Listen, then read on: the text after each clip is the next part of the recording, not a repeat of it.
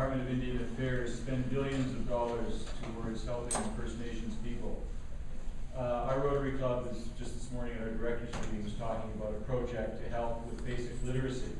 Billions are being spent, yet we have one of the highest criminal rates, health issues with First Nations, and poverty. There's my understanding there's no audit. The Auditor General cannot audit the First Nations or Indian Affairs budget. It makes no sense to me that the money somehow is not getting to the people who need it. This is a federal government project. What are we doing about that, or what can we do about that? That's a very good question. It depends on which First Nation group we're talking about. Some are very accountable, some are not. It's not the money, because there is adequate amount of money going to First Nations to support, but it's the accountability. It was in Winnipeg, a university that is for First Nations, and that the federal government refused to fund that this last spring because they were not being accountable for the funds. And we are making those tough decisions. There has to be accountability, or the funds will not be provided. And it takes a long time to clean this up, but I think everybody needs to be accountable. Government needs to be accountable, business needs to be accountable, and First Nations need to be accountable. So I agree, and we're taking major steps in that way.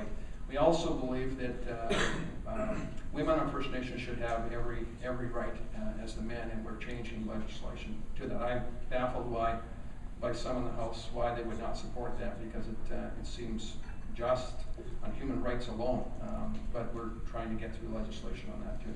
Thank you. Mark, do you think you'll succeed in scrapping the gun legislation? That's a really good question.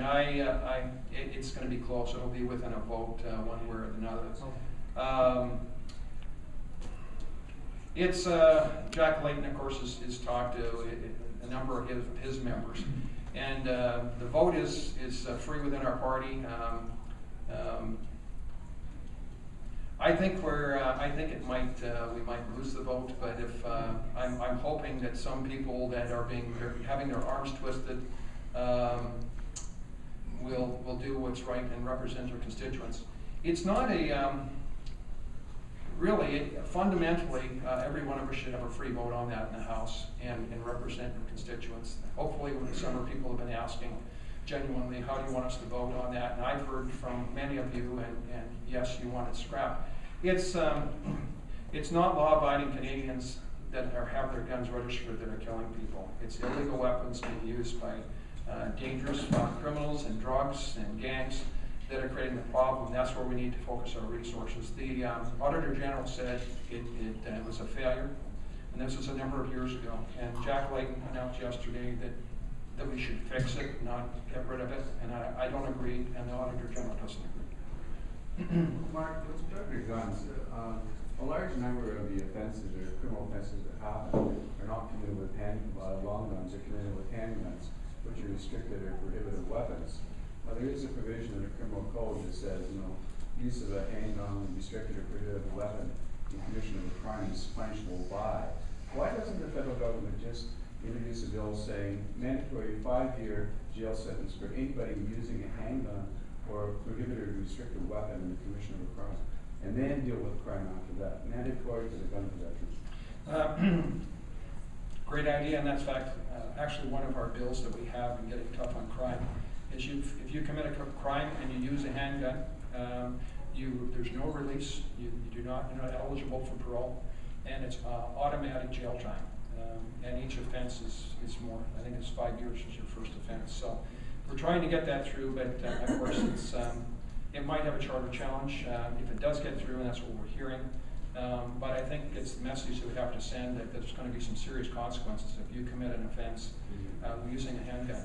And you're absolutely right. I mean, it's not the rifles usually, and the old guns. I inherited a couple of old 22 rifles. Really weren't good for anything other than sentimental value. I didn't have serial numbers, and I got my little plastic serial number. I could take the back off and stick it on there, which is meaningless. You can just peel it right back off. And then they wanted us to register that every year, and it's just not right. That's not where we should be focusing our resources. And that registry has never saved one life. The carbon tax, actually, I know they rake in an awful amount of carbon tax. What do you do with it? And then also the carbon credits. How can you get those? Where can you buy those? And how do they get created? Questions on the carbon tax? Our government is opposed to a carbon tax. The BC provincial government do have a carbon tax, and what they're doing with that, I'm not quite sure. We have to have an international agreement that everybody's playing by the same rules.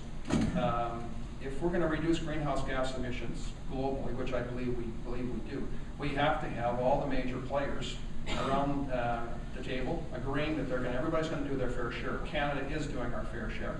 Our economies with the United States and Canada are intertwined, that we cannot do it without them. That was the mistake that we made under Kyoto. It covered 38% of the greenhouse gas emissions.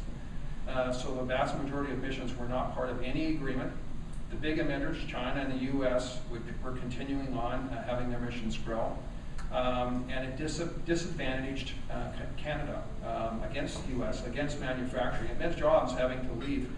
And the only way we can meet those targets is buying them down by, and we're not collecting a carbon tax because it kills jobs. So we have to be part of a new international agreement. That's why in Copenhagen of last year in December, there was this new Copenhagen agreement or accord. It's going to be over the next few years hammered out who's doing what, and it has to be. It covers about 95% of emissions, so that's a good start. But everybody has to do their fair share, and you can't. There has been pressure on Canada to have a carbon tax, but then it means all the manufacturing in Canada will be much more expensive. Gas will be more for heating our homes, our industry, and it would disadvantage Canada, and it wouldn't be fair, and it would not have any effect at all. We've heard that in the testimony at Environment Committee. So we'll do our fair share, but it'll be part of an international agreement.